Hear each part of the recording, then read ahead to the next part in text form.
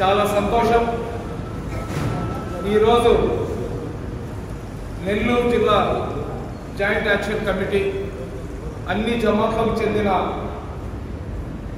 ఎవరైతే జిల్లా పెద్దలు ఉన్నారో వాళ్ళు, అదేవిధంగా జాయింట్ యాక్షన్ కమిటీలో ఇంటలెక్చువల్స్ లాగా ఉన్న మన ఎంఐఎం సర్దార్ భాయ్, కొంతమంది నాయకులు, వీళ్ళతో ఒక జాయింట్ యాక్షన్ కమిటీ ఏర్పాటు చేసినారు. ఈ joint action committee NRC movement వచ్చినప్పుడు వాళ్ళు స్థాపించడం జరిగింది.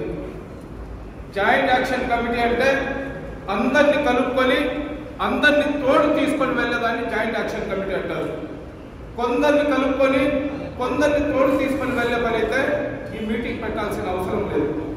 ఇప్పుడు మా తమ్ముడు సమీర్ ఖాన్ కానివ్వండి, అదేవిధంగా ఫయాజ్ కానివ్వండి, మన ఉమర్ ఫారూక్ కానివ్వండి, మౌలానా అజీజ్ గారు కానివ్వండి, జియావుద్దీన్ కానివ్వండి, అదేవిధంగా ఎస్డిపిఐకి చెందిన తమ్ముడు కానివ్వండి, వీళ్ళందరూ కూడా చెప్పిన మాట ఏంటంటే అందరినీ కలుపుకొని అందరి కోసం చేసే కార్యక్రమం ఇది. మసీద్కి వెళ్ళే వాళ్ళే ముస్లింలు, మసీద్కి రాని వాళ్ళు ముస్లింలు అని చెప్పే హక్కు ఎవరికి లేదు. కల్మా చదివిన ప్రతి ఒక్కరు ముస్లిమే. నెల్లూరులో 3,50,000 మంది ముస్లింలు ఉన్నారు. ఎలక్షన్లలో ఎవరికి నచ్చిన పార్టీకి వాళ్ళు చేసుకున్నారు. కొంతమంది వైఎస్ఆర్సీపీకి చేసినారు, కొంతమంది తెలుగుదేశం పార్టీకి చేసినారు, కొంతమంది కమ్యూనిస్ట్కి చేసినారు, కొంతమంది ఎస్డిపిఐకి చేసినారు. అది వాళ్ళ వ్యక్తిగత అభిప్రాయం. ఏ విధంగా మీలో జమాత్లు ఉన్నాయో, కొంతమంది తబ్లిగ్ జమాత్కి బిలాంగ్స్ చేస్తారు, కొంతమంది అహ్లే హదీస్లో ఉన్నారు, కొంతమంది అహ్లే సున్నత్ జమాత్లు ఉన్నారు, కొంతమంది జమాత్ ఇస్లాంలో ఉన్నారు. ఏ విధంగా మీరు జమాత్లు ఉన్నాయో అలాగే ముస్లిం యువకులు ఒక్కొక్కరు ఒక్కొక్క పార్టీలో ఉంటారు. వాళ్ళకి అక్కడ ఉన్న సిద్ధాంతం నచ్చితే, లేదా అక్కడ వాళ్ళకు మర్యాద గౌరవం దక్కితే వాళ్ళు ఆ పార్టీలో వెళ్తారు. పొలిటికల్ అంటే ఎవరు? మసీద్కి ఎవరు వస్తారు? మీరు ఇమామత్ చేసి మీరు బయాన్ చేసి వినడానికి వచ్చేది కామన్ పీపులే. మసీద్లలో నమాజ్ చదవడానికి వచ్చేది కామన్ పర్సన్సే వచ్చేది. ఈరోజు మీరు పోరాటం చేయాలన్నా కానీ కామన్ పర్సన్స్ కావాలా, అదేవిధంగా పొలిటికల్ పార్టీలో వాళ్ళు కూడా ముందుండాలా. ఎందుకంటే ఇప్పటిదాకా మేము రాజకీయంగా ముస్లింలను ఎదగనీయకుండా చాలా నష్టపోయినాం. ఈరోజు పార్లమెంట్లో ఒక 50 మంది ఎంపీలు కానీ ఉంటే బీజేపీ వాళ్ళు ఇంకొక జన్మ ఎత్తినా కానీ సవరణ బిల్లును పార్లమెంట్లో పెట్టే ధైర్యం చెయ్యరు. ఒక్క అసదుద్దీన్ ఓవైసీకే తట్టుకోలేకపోతున్నారు. పార్లమెంట్ ఒక 50-60 మంది ఎంపీలు కానీ ఉండాలనుకోండి, ఖచ్చితంగా 60 మంది అడ్డు తగిలితే ఏ బిల్లు కూడా ముందుకు సాగదు. 21 మంది ఎమ్మెల్యేలను తీసుకొని చంద్రబాబుకు పూర్తి మెజార్టీ ఉన్నా కానీ పవన్ కళ్యాణ్ దగ్గర 21 మంది ఎమ్మెల్యేలు ఉండాలని చెప్పి అతనికి డిప్యూటీ సీఎం హోదా ఇచ్చినారు. అదేవిధంగా ముస్లింలకు 50 మంది పార్లమెంట్ సభ్యులు కానీ ఉంటుంటే పార్లమెంట్లో ముస్లింల పరిస్థితి ఏ విధంగా ఉంటుందని కూడా మేము ఒకసారి ఆలోచించాలి. జేఏసీ వాళ్ళు తప్పు చేస్తారు, ఇంకొకటి చేస్తారని కాదు. గతంలో జరిగిన అనుభవాలు మాకు బాగా గుర్తున్నాయి. ఎన్ఆర్సీ మూవ్మెంట్ వచ్చినప్పుడు జేఏసీ వాళ్ళు ఏర్పాటు చేసిన డయాస్ల దగ్గర సమీ ఇక్కడికి రాకూడదు, వస్తే పెట్రోల్ పోసి తగలు పెట్టేస్తామని ఒకళ్ళు, కత్తి తీసుకుని నరికేస్తామని ఒకళ్ళు ప్రమాణం చేశారు. వాళ్ళ గుండెల మీద చేయి పెట్టుకుంటే సారు. ప్రతి ఒక్కరు ఇక్కడ ఉన్న వాళ్ళు అల్లాతో పెట్టడం వాళ్ళే. నమాజ్ పడతా హూ అల్లాకే వాస్తే, ఖాస్ ఖుదాతా హూ ఖుల్గానే వాస్తే సామెత మాకొద్దు. మా మైక్ తీసుకొని అందరు మాట్లాడతారు. మెంబర్ దగ్గర నిలబడి సాగే ముసల్మానే ఎత్తెహాద్ హోజాలా, సబ్జనే ఏద్ హోజాలా, అందరం కలిసి వెళ్ళాలని చెప్పి మైక్ పెట్టేసి బయటికి రాగానే మళ్ళీ మేము మాకు నచ్చిన దారిలో వెళ్తాను. ఆ విధంగా చేసుకునే పని అయితే ఈ కార్యక్రమంలో నేనైతే రాను. ఇంకొకటి ఏంటంటే వక్ఫ్ అమెండ్మెంట్ బిల్ అనేది ప్రతి ఒక్కరికి సంబంధించింది. మసీద్లు ఏదైతే మన సంఘం షఫీ గారు చెప్పారు, మసీద్లు ఏదైతే ఒక్కోట్లో ఉన్న మసీద్లు ఉన్నాయో ఆ మసీద్లకు చెందిన ముతవల్లీలు, ఆ కమిటీ అధ్యక్షులు, ఆ మసీద్ పట్లలో ఉన్న బాడుగలకు ఉన్న వాళ్ళందరూ కూడా రావాలా. అన్నిటికీ మించి ఒక్కోటికి సంబంధించిన ఎక్కువ ఆస్తులు దర్గాలకు ఉన్నాయి. దర్గాలకు చెందిన పీఠాధిపతులు కూడా రావాలా. కడప దర్గా పీఠాధిపతి అతను వస్తే అతను కలవడానికి 5,000 మంది 6,000 మంది ఇక్కడికి వచ్చి క్యూలో నిలబడతారు. కడప దర్గా ఏదైతే ఉందో దానికి సంబంధించి నెల్లూరు జిల్లాలోనే 360 ఎకరాలు ఉంది. నందవరం దగ్గర ఖచ్చితంగా ఈ ఒక్కోటి ఆస్తుల పీఠాధిపతులు మేము ముతవల్లులు అని చెప్పుకునే వాళ్ళు ఎవరైతే ఉన్నారో ఈ దర్గాలకు చెందిన ప్రతి ఒక్కరు వాళ్ళ మురీద్లతో ఎవరైతే సాహెబులు ఉన్నారో వాళ్ళు ఒక ముషాయరా పెట్టినప్పుడు లేదా ఒక గ్యార్ ఫాతిహా చేసినప్పుడు లేదా నెలకు ఒకసారి పెహ్లీ జుమేరాత్కి ఫాతిహా అని చెప్పి పెట్టినప్పుడు బిర్యానీ తినడానికి 500-600 మంది వస్తారు. ఈ ఎవరెవరైతే బిర్యానీలు కీర్కూర్యాలు తిరుగుతున్నారో వాళ్ళందరూ కూడా రేపు జరిగే కార్యక్రమంలో పార్టిసిపేట్ అవ్వాలి. అదేవిధంగా ఖచ్చితంగా ఈరోజు మనం ఒక నాయకత్వాన్ని ముందుకు తీసుకొని వెళ్ళాలి. నాయకత్వాన్ని మేము ముందుకు తీసుకొని వెళ్ళాలంటే ఎవరైతే మాలో యువకులు ఉన్నారో, ఎవరైతే రాజకీయంగా ముందుకు వెళ్ళాలనుకుంటున్నారో అటువంటి వ్యక్తులను మీ తోడు కలుపుకొని మీ తోడు తీసుకొని వెళ్ళండి. జేఏసీ అనేది 5 సంవత్సరాల తర్వాత మళ్ళీ ఇప్పుడు కనబడుతున్నారు. ఎందుకంటే ఈ సబ్జెక్టు ఇబ్బంది లేకుండా ఖౌమ్గా మసలా కాబట్టి జనాలు వచ్చేస్తారు, మేము ముందు ఉంటామని చెప్పి. అదేవిధంగా ఖౌమ్కు చాలా సబ్జెక్టులు జరిగినాయి. మొహమ్మద్ ప్రవక్త సల్లల్లాహు అలైహి వసల్లం అనుచిత వ్యాఖ్యలు చేసినారు, ఖురాన్ గురించి అనుచిత వ్యాఖ్యలు చేసినారు. ఎన్ని సబ్జెక్టులు జరిగినా కానీ ఉన్న మాట మనం వాస్తవంగా మాట్లాడుకోవాలా. ఏ సంఘటన జరిగినా కానీ ఆ 10 మందితోనో 20 మందితోనో 30 మందితోనో ఒక ఎస్డిపిఐ పార్టీ ఒకటే నేను నెల్లూరులో చూస్తున్నాను. ఇకపోతే అజియావుల్ హక్, ఆ ఫయాజ్, తర్వాత ఈ కమ్యూనిస్ట్ పార్టీకి చెందిన సిరాజ్, వీళ్ళు ఒక 10-20 మంది వాళ్ళ శక్తికి ఏదో ఒక కార్యక్రమం చేసుకుంటున్నారు. లేదంటే ఆ జుబేర్ ఎగురుతూ ఉన్నాడు కాబట్టి అల్లా ఎవరైతే అతనికి కేసులో ఇరికించినాడో అతనికి అల్లా దునియాలోనే అజాబ్ చూపించాలా. అతని మీద అతని కొడుకు మీద కేసు పెట్టి అతను చేసే పోరాటం మీద నీళ్లు కొట్టినారు. నేను ఎందుకు చెప్తున్నానంటే ఒక ఎక్స్పీరియన్స్తో చెప్తున్నా. ప్రతి ఒక్కరు కూడా బాగుండాలా. ఎవరైతే పోరాటం చేస్తున్నారో పోరాటం చేస్తున్న వాళ్ళు కూడా బాగుండాలా, చేయించే వాళ్ళు కూడా బాగుండాలా.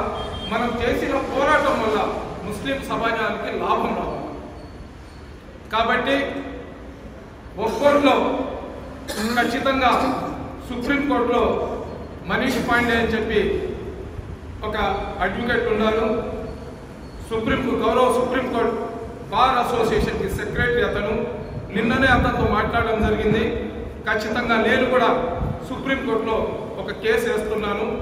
అతను 5 లక్షల ఫీజు అడిగినారు, ₹1,50,000 అతనికి నిన్ననే పంపించినాను. నా దగ్గర ఉన్న డీటెయిల్స్ మనం ఏదైతే కలెక్టర్కి ఈ ఒక్కోటికి సంబంధించి 2-3 సార్లు అర్జీలు ఇచ్చినామో అవన్నీ కూడా దాంట్లో పొందపరిచినాము.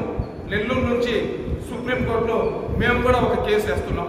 సుప్రీంకోర్టులో ముస్లిం పర్సనల్ లా బోర్డు వాళ్ళే కాదు, మజ్లిస్ పార్టీ వాళ్ళు వేస్తున్నారు, ఎస్డిపిఐ వాళ్ళు వేస్తున్నారు, ఐయుఎంఎల్ వాళ్ళు వేస్తున్నారు, తమిళనాడు ముఖ్యమంత్రి వేసినారు, కేరళ ముఖ్యమంత్రి వేసినారు.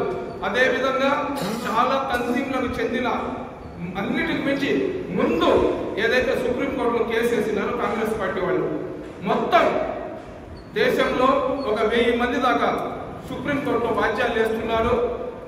ముస్లిం పర్సనల్ లా బోర్డు ఒకటే చేస్తుంది, మిగతా వాళ్ళు చేయటం లేదనేది కూడా అది కరెక్ట్ కాదు. వాళ్ళ సభ్యులు మీరు కాబట్టి వాళ్ళు మీకు గైడ్ లైన్స్ ఇచ్చినారు. పబ్లిక్ అందరినీ కలుపుకొని మేము చేసేటప్పుడు మా ముస్లిం పర్సనల్ లా బోర్డు ఇచ్చింది. ఇప్పుడు మీరు ఏం చెప్తున్నారు, ఇది అందరి కార్యక్రమం అంటున్నారు. చివరిలో ఏం చెప్తున్నారు, ముస్లిం పర్సనల్ లా బోర్డు ఎలా చెప్తే అలా మేము నడవాలంటున్నారు. ముస్లిం పర్సనల్ లా బోర్డు తరఫున మీరు చేయాలనుకుంటే మీరు చేసుకోండి. అందరినీ కలుపుకొని అన్ని రాజకీయ పార్టీలు ఇప్పుడు జమాత్లో పెద్దలతో ఒక కార్యక్రమం చేయండి, పెద్ద తరహాగా. ఇంకా పిల్లలతో వేరే కార్యక్రమం ఒకటి పెట్టుకుంటే బాగుంటుందని. లేదు అందరినీ కలుపుకొని చేస్తామంటే మనకు మీరు దీంట్లో ప్రతి ఒక్కరి పాత్ర ఉండేటట్లు మీరు తీసుకోండి. మేమే ఉంటాము, మేమే చేసి మేము చెప్పినట్లే మీరు వినాలా, మేమేం చెప్తే అది మీరు వినాలంటే అది దానికైతే నేను అంగీకరించను. ఎవరి శక్తికి వాళ్ళు పోరాటం చేసుకుంటారు, ఎవరికి నచ్చిన విధంగా 10 మంది వాళ్ళు తోడు వస్తారు. ఆ 10 మందిని తీసుకొని వాళ్ళు చేసుకోగలుగుతారు. మీరు మొత్తం జనాలు కష్టపడాలా, జేఏసీ వాళ్ళు ముందు నిలబడాలని చెప్పి ఎన్ఆర్సీ మూవ్మెంట్లో చూసినాం. మీరు ఎంత ముస్లింలను కలుపుకొని పోతారు, ముస్లింల మీద మీకు ఎంత ప్రేమ ఉంది, ముస్లింలను మీరు ఎంత దగ్గరికి తీస్తారనేది ఎన్ఆర్సీ మూవ్మెంట్ వచ్చినప్పుడు మేము చూసినాం. కానీ ఈ పోరాటం అయితే చెయ్యాలంటే అందరం కలిసి చేద్దాం. లేదు మేము ఉంటాం, మా వెనకాల మీరందరూ రాయండి అని ఎవరు చెప్పినా నేను చెప్పినా కానీ పబ్లిక్ వచ్చే పరిస్థితులు లేదు. కాబట్టి అందరం కలిసి చేద్దామంటే దీనికి కొద్దిగా టైం తీసుకొని గ్రూప్ మీటింగ్స్ పెట్టుకొని అన్ని మసీదులలో అవేర్నెస్ చేసి, షఫీ చాలా మంచి మాట చెప్పాడు. ఈ మసీద్ కొట్లలో ఎవరెవరు ఉన్నారో మనకు తెలియని ఏం కాదు, వాళ్ళకి పోయి ఖచ్చితంగా చెప్పాలా, ఫలానా రోజు కార్యక్రమం ఉంది, ఈ అంగడి మూసేసి నువ్వు రావాలా, నువ్వు నీ అంగడిలో ఎంతమంది ఉన్నారో వాళ్ళందరూ కూడా రావాలని చెప్పి వాళ్ళకి చెప్పాలా. అన్ని మసీదుల కమిటీలకు పోయేసి మీరు కానీ ఈ కార్యక్రమంలో రాకపోతే రేపటి నుంచి మీరు ఈ మసీదులను పెత్తనం చేయడానికి లేదని చెప్పాలా. అదేవిధంగా 185 మసీదులు ఉన్నాయి. ఆ మసీదులలో ఏ జమాత్లో వాళ్ళ పెత్తనం జరిగినా కానీ ఆ మసీదులలో ఉన్న ఇమాం మౌజలు ఖచ్చితంగా రావాలా. ఆ విధంగా కానీ మనం చేయగలిగితే మన సోదరులు చెప్పినట్లు ఒక 5,000 10,000 కాదు, ఈజీగా 50-60 వేల మందితో ఒక ర్యాలీ మనం చేయగలుగుతాం. కాబట్టి నేను చెప్పిన మాటల వల్ల ఎవరికైనా ఇబ్బంది కలిగి ఉంటే నన్ను క్షమించండి. కానీ ఉన్న వాస్తవాలు అయితే మేము ఖచ్చితంగా మాట్లాడాలి కాబట్టి మాట్లాడుతున్నాను. అల్హమ్దులిల్లా, ఏదైతే ముస్లింలకు వ్యతిరేకంగా ఎవరు ఏం చేసినా కానీ పాత రోజుల్లో చచ్చిపోయిన తర్వాత అల్లా చూపిస్తాడని చెప్పుకునే వాళ్ళం. ఈ రోజు కళ్ళ ముందర చూపిస్తున్నాడు. అల్లా సుబ్హానహు వ తఆలా కళ్ళ ముందర చూపిస్తున్నాడు. బాబ్రీ మసీద్ సిద్దిక్ బాషా చెప్పినట్టు బాబ్రీ మసీద్ కూల్చడానికి ఎవరైతే కారకుడయ్యాడో అతను చచ్చిపోయిన తర్వాత ఆ అగ్ని దేవుడు కూడా అతని శరీరాన్ని కాల్చకుండా సగం చేసేసి కుక్కలు పీక్కొని తినే పరిస్థితి వచ్చింది. అదేవిధంగా లాక్డౌన్ కన్నా ముందర ఎన్ఆర్సీ తీసుకుని వచ్చినారు. ఎన్ఆర్సీలో మొత్తం ఎవరైతే ముస్లింలు ఉంటారో మిమ్మల్ని అందరినీ క్వారంటైన్లో పెట్టేస్తామన్నారు. క్వారంటైన్ అంటే నిర్బంధం. బార్డర్లో ఒక పెద్ద షట్టల్ వేసేసి అందులో ముస్లింలందరినీ నిర్బంధించేసి మీకు వేరే దేశాలకు పంపించేస్తామన్నారు. కానీ పైవాడి చేతిలో పైవాడు అందరినీ నడిపేవాడు. మేమైతే ప్రాణాలకు తెగించి సేవ చేస్తున్నాము. ఎవరైతే మాకు క్వారంటైన్లో పెట్టాలన్నారో వాళ్ళే క్వారంటైన్లో దిక్కులేని సాగు వచ్చారు. అదేవిధంగా అమెరికాలో అహంకారం నిండిపోయి పవిత్ర ఖురాన్ తగలబెట్టి గందరగోళం చేశారు. చిన్న నిప్పు వచ్చింది. ఏదైతే ఆ హాలీవుడ్ సిటీ ఉందో మొత్తం సర్వనాశనం అయిపోయింది. అది ఎవరో తగలబెట్ట కాదు, అది పైవాడి లీలలు. ఇప్పుడు వీళ్ళు ఏంటంటే ఒక్కోటి అమెండ్మెంట్ బిల్ అనేది తీసుకుని వచ్చినారు. దీని ముఖ్య ఉద్దేశం ఏంటంటే ఒక 10 సంవత్సరాల తర్వాత మసీదులలో అజాన్ ఇవ్వడానికి ఉండదు. మసీదులకు కాగితాలు లేకపోతే ఎవరైనా పోయేసి ఇది మా పూర్వీకుల స్థలం అంటే మసీద్ పగలు కొట్టేస్తారు, లేదా దాని మీద విచారణ జరిగేదాకా ఆ మసీద్ తాళం వేసేస్తారు. నిన్ననే ఉత్తరప్రదేశ్ లో ఒక దేవస్థానం వెనకాల ఖబర్స్థాన్ ఉండింది, లేదా ఖబర్స్థాన్ ముందర కొత్తగా ఒక దేవస్థానం కట్టారు. ఆ ఖబర్స్థానం దాదాపు ఒక 1000 సంవత్సరాల పురాతనమైన ఖబర్స్థానం. దేవస్థానం ఖబర్స్థాన్ కన్నా ముందు ఉందని చెప్పి కామన్ పీపుల్ ఒక 4 జేసీబీలు తీసుకొని పోయి మొత్తం అక్కడ ఉన్న ఏదైతే ఖబర్లు ఏదైతే మజార్లు ఉన్నాయో మొత్తం నేలమట్టం చేసేశారు. ఇప్పుడు వాళ్ళే వచ్చి ఏం చెప్తున్నారంటే మేము ముస్లింలకు వ్యతిరేకం కాదు, మా దేవస్థానం వెనకాల ఖబర్స్థాన్ ఉంది కాబట్టి క్లీన్ చేసేసాము, వీళ్ళకి కావాలంటే ప్రభుత్వానికి చెప్పి వేరే దగ్గర ఖబర్స్థాన్ స్థలం ఇప్పిస్తామని చెప్పి వాళ్ళు మాట్లాడుతున్నారు. ఇటువంటి సంఘటనలు మా నెల్లూరులో జరగకూడదు. అదేవిధంగా రాష్ట్ర వ్యాప్తంగా లేదా దేశవ్యాప్తంగా ముస్లింలు సురక్షితంగా ఉండాలంటే మేమందరం కూడా ఈ రోజు త్యాగాలు చేయాలి. మా బిడ్డలకు ఏం కాలేదు, ఎందుకంటే మన బిడ్డల్ని మేము చూస్తున్నాం. రేపు రాబోయే రోజుల్లో మా బిడ్డలకు పుట్టే బిడ్డలు ఉంటారు కదా, వాళ్ళు స్కూళ్ళకు పోయి మేము ముస్లింలు అని చెప్పుకునే పరిస్థితి కూడా ఉండదు.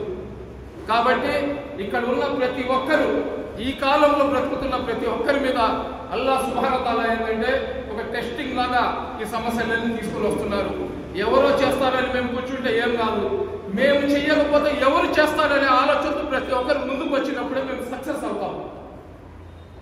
మసీదులను కాపాడుకుని ముస్లిం వాడు ఒక ముస్లిం కాదు, నాకు తెలిసి తన అల్లా గృహము మస్జిద్ భయ్ పాక్ జగా భయ్ మేమంతా చెప్పుకుంటాం. అటువంటి మస్జిద్లను మేము రక్షించుకోకపోతే మేము ముస్లింలలో పరిగణించాల్సిన అవసరం లేదు. ఇకపోతే చాలా మంది చెప్తున్నారు ఒక్కోటి వల్ల మనకి ఏం లాభం జరిగింది భయ్ అని. ఒక్కోటి వల్ల ఎవరికి లాభం జరగలేదని నేను ఒప్పుకుంటాను. లాభం జరగలేదని మసీద్లు, ఈద్గాలు, అదేవిధంగా ఖబర్స్థాన్లన్నీ పగలు కొట్టేస్తే చూస్తూ కూడా ఉండలేము కదా. ఒక్కోటి వల్ల పేదోళ్ళకి ఎక్కడ న్యాయం జరగలేదు. ఒక్కోటి పాత రోజుల్లోనే తినేవాళ్ళు తినేశారు, అమ్మేవాళ్ళు అమ్మేశారు, ఆక్రమించుకున్న వాళ్ళు ఆక్రమించుకున్నారు. కానీ ఇప్పుడు మిగిలి ఉన్న ఏదైతే ప్రాపర్టీస్ ఉన్నాయో, ఏదైతే మిగిలి ఉన్న చిహ్నాలు ఉన్నాయో దాన్ని కాపాడవలసిన బాధ్యత ప్రతి ముస్లిం మీద ఉంది. భారతదేశానికి ముస్లింలు ఏం చేశారు? మీరు ఏం చేయలేదంటున్నారు. భారతదేశానికి ముస్లిం ఆలింలు, మౌలానాలు, ముఫ్తీలు ఎంతమంది ప్రాణత్యాగం చేశారో ఇండియా గేట్ పైన రాసి ఉన్న పేర్లను చదివితే తెలుస్తుంది. అదేవిధంగా మొఘళ్ళు వచ్చి భారతదేశాన్ని లూటీ చేసుకుని వెళ్ళారన్నారు. ఈ ప్రతి ఆగస్టు 15 రిపబ్లిక్ డేకి ఏదైతే లాల్ కిలా మీద నిలబడి నువ్వు గర్వంగా జాతికి సందేశం ఇస్తుంటావు కదా, ఏ ప్రధానమంత్రి అయినా కానీ మీరు ఏ లాల్ కిలా మీద నిలబడి ఉపదేశం ఇస్తున్నారో ఆ లాల్ కిలా కూడా ముస్లింలు కట్టారన్న సంగతి వాళ్ళకి తెలియదు. అదేవిధంగా తాజ్మహల్ కానివ్వండి, కుతుబ్ మినార్ కానివ్వండి, అలీగఢ్ యూనివర్సిటీ కానివ్వండి, చార్మినార్ కానివ్వండి, ఎటువంటి చిహ్నాలు భారతదేశానికి రావాలంటే ఏముందో ఆ భారతదేశంలో చూడడానికంటే గర్వంగా ప్రపంచ వింతల్లో 7వ వింతలు ఇక్కడ ఉన్నాయని చెప్పి గర్వంగా చెప్పుకునే పరిస్థితి ఈరోజు భారతదేశంలో మొఘళ్ళు తీసుకుని వచ్చారు. ఇంకొకటి ఆర్ఎస్ఎస్ వాళ్ళు మాట్లాడితే వాట్సాప్ యూనివర్సిటీ ద్వారా వాళ్ళు చేస్తున్న ప్రచారాన్ని మనం ఒకసారి గుర్తుపెట్టుకోవాలా. భారతదేశానికి చివరి ఛత్రపతి, చివరి రాజు బహదూర్ షా జఫర్ గారు. అతను కేవలం బ్రిటిష్ వాళ్లతో కానీ అంగీకారానికి వెళ్ళిపోయి ఉంటే అతనికి ఈరోజు ప్రపంచంలో పెద్ద డబ్బు గలవాడు. అతను బ్రిటిష్ వాళ్లకు అంగీకారానికి వెళ్ళలేదు కాబట్టి టిఫిన్లో అతని కొడుకు తలలను నరికి పళ్ళెంలో టిఫిన్ లాగా ఇచ్చారు. అదేవిధంగా సావర్కర్ గారు బ్రిటిష్ వాళ్ళ పుట్లు నాకారు కాబట్టి అతనికి హీరో చేశారు. ఏదేమైనా అందరం కలిసికట్టుగా చేసుకుంటే బాగుంటది. ఇది నా సలహా.